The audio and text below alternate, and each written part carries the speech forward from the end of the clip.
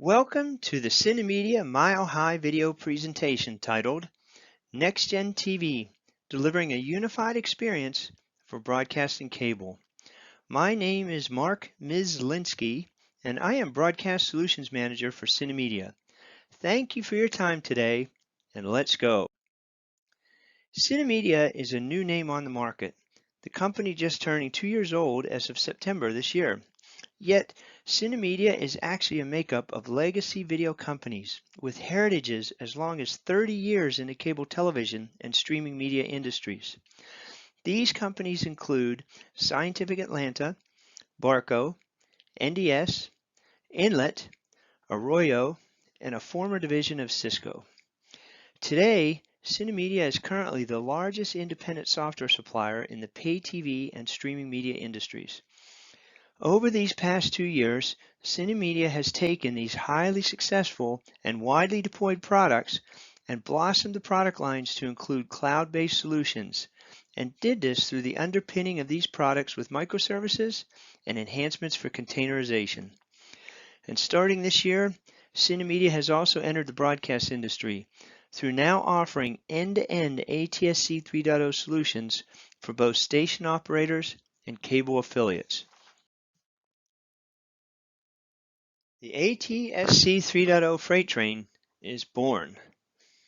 Just like the advent of digital cable television, followed by the advent of HD, ATSC 3.0 will bring the next significant jump in signal and service quality to consumers. ATSC 3.0 is all IP broadcast and services, delivering IPTV and IP broadband both over the air and terrestrially. ATSC 3.0 completely transforms the existing tens of thousands of towers located in local communities in the United States, and through that suddenly creates a tremendously underutilized new access network. The over-the-air IPTV signal alone will be a dramatic jump in signal quality, starting with 4K and wide color gamut, and that enhanced with immersive audios. The over-the-air signal also providing an managed IP broadband delivery into the home. That combined with the real power of multicast.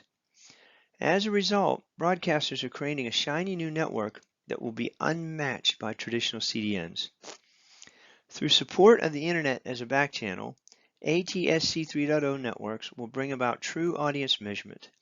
And with that, will enable for broadcasters the golden goblet of advertising, which has always been large-scale broadcast audiences combined with linear addressable advertising. Furthermore, the IPTV broadcast and IP broadband delivered over the air will be delivered program synchronous, which will bring about a whole new segment of consumer applications. And beyond video and audio services, for some Internet of Things applications, ATSC 3.0 will be the most cost-effective means by an order of magnitude to deliver one-to-many datacasting. As such, broadcast will be able to offer a new type of service network for IoT service providers. Switch to a unified approach. With all that ATSC 3.0 has to offer coming about, broadcast will be in position to have greater presence and reach within the consumer market. As such, ATSC 3.0 will create a crossing point for cable operators. Consider this: over-the-air signal quality in general will stand out and entice the direct consumer audience. Combined with IP broadband services to multiple devices, at first through a home gateway, broadcasters will have the elements of a new skinny bundle, and that which will compete for the cable consumer's attention. This competitive aspect will intensify as broadcasters begin to use new service enablers like multiple PLPs or watermarking, for example. These latter features can be used to cultivate ways for broadcasters to influence the consumer journey. Yet this doesn't have to become a competitive situation for cable. Cable operators can choose to avoid the contention and instead see the new forms of broadcast television as something they can exploit within the existing cable television lineup. As a coming together of the minds and services, cable and broadcast can then create a single enhanced service offering to consumers. A key element to the advent of ATSC 3.0 and the affiliate receiver is that today's edge technology is going through significant transformation as the receiver technology is going soft. A big benefit, and just as the doctor ordered. Just start with the channel sharing arrangements that will have over-the-air broadcast signals migrating over the course of a number of years. Add to that the dynamic of the ATSC 3.0 signal on its own going through change as its new services come about. The multiple dynamics of ATSC 3.0 deployment and transition that will need managed appears to be a great use case for the software-based receiver. Then there's consumers who continue to manually assemble their own hybrid service bundles consisting of broadcast and cable television. Via ATSC 3.0, cable and broadcasters will have opportunities to cast their own interoperable hybrid services and via new monetization forms. The ultimate opportunity is for cable and broadcast to drive new hybrid service opportunities, and that for profit, and avoid being driven by this consumer phenomenon just to stay relevant. The basis of the ATSC 3.0 receiver.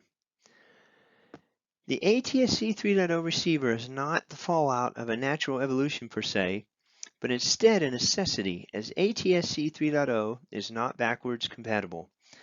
And this will become particularly complex as broadcast is proposing a fairly abrupt change, while on the other hand, cable is to go through a transformation that will take on the order of years.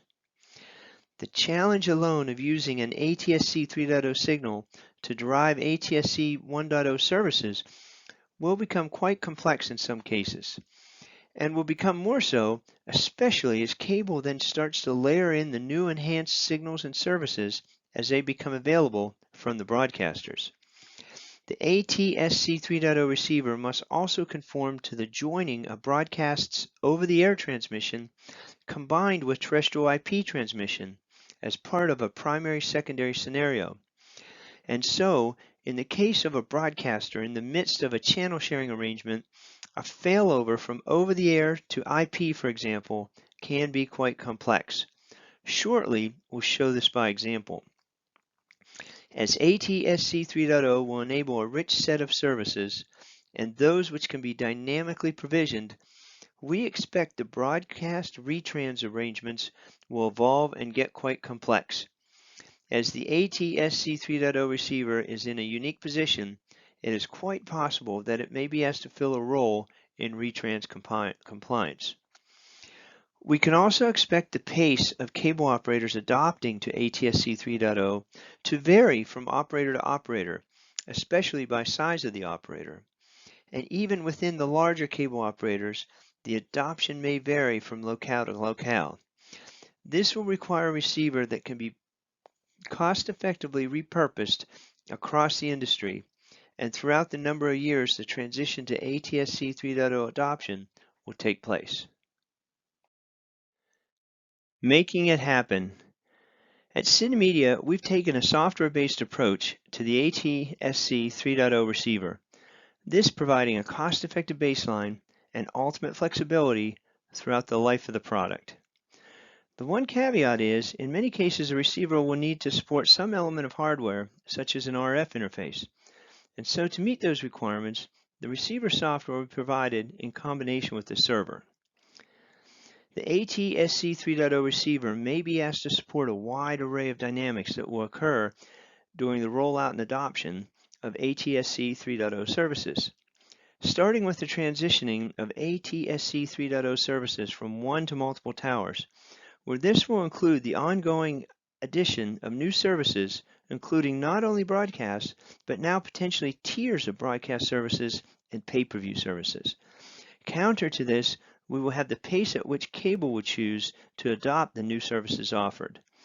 The Cinemedia ATSC 3.0 receiver can be configured via software bundles, enabling it to be application-specific and cost-effective. In particular, the Cinemedia receiver can support a wide variety of software bundles supporting elements including transcoding, multiplexing, statistical multiplexing, packaging, origin server, and A3SA and DRM security. As the cable and broadcast transitions occur, new software bundles can be specified and applied to the embedded receivers. The receiver can also be taken into the cloud as broadcast and cable infrastructures both naturally evolve. The receiver will be capable of supporting variances in transmission, formats, and user experiences.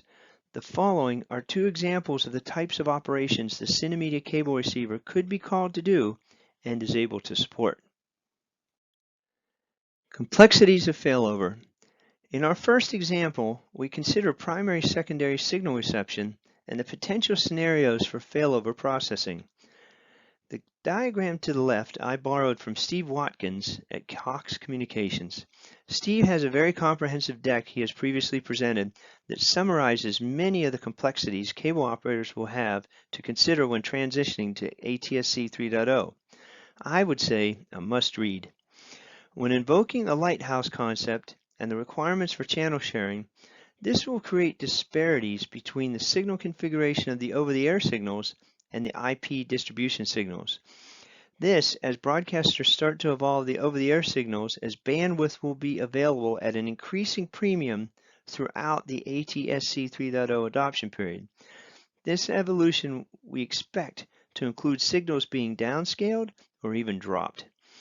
Throughout this period, then, the transition from over-the-air to IP, for example, without processing would cause disruption in channel lineups, or an abrupt change in signal resolution which may not be handled well by certain consumer receivers. There are several permutations that can arise that will need to be addressed to preserve the consumer experience during failover. These are likely to entail reassembly of the transport streams, and that may include regrooming, remultiplexing, and even possibly these operations down to the program level. The Cinemedia ATSC 3.0 receiver is capable of these duties via its application-specific software bundles, which are borrowed from the rich, mature software base of Cinemedia's industry-leading DCM. HDR. Might it be a new common ground? In our second example, we consider how the receiver may be asked to support processing of a signal representing a mezzanine for a certain class of services. For some broadcasters are considering how an HDR signal, for example, could be used as a mezzanine for a class of services. Here, the first need would be for downscaling the signal for use with consumer receivers that don't support HDR. One method of this is by using tone mapping. HDR tone mapping requires no metadata for down conversion, and so far, the results in terms of video quality have been quite promising. The example on the right shows how an HDR10 signal was successfully tone mapped down to an SDR signal while preserving much of the color gamut as possible. More sophisticated approaches to tone mapping for down conversion are also coming about, requiring less of what we call color clamping. And today, some R&D efforts show promise of preserving coloring altogether. The ATSC 3.0 receiver may alternatively be asked to do upconversion, such as used to maintain the consumer experience, preserving the SDR look on an HDR screen.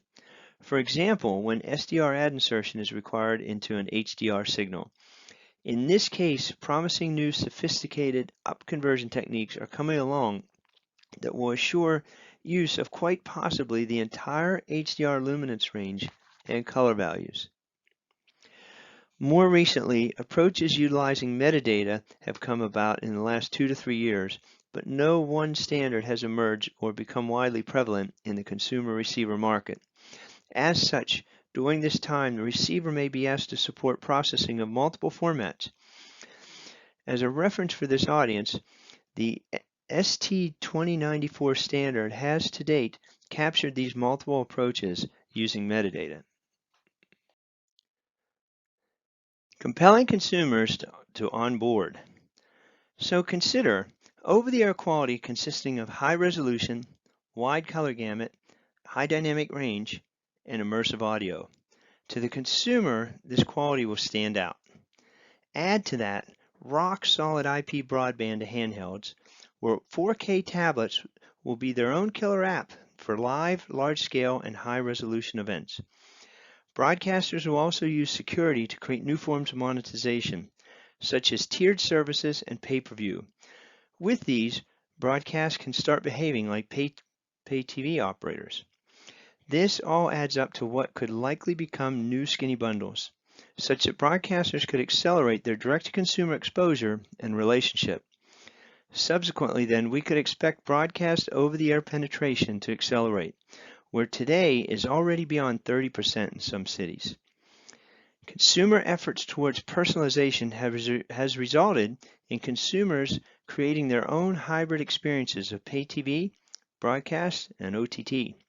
As ATSC 3.0 comes about, this will enable cable and broadcasters to create their own integrated hybrid consumer experiences and have more control over the overall consumer journey.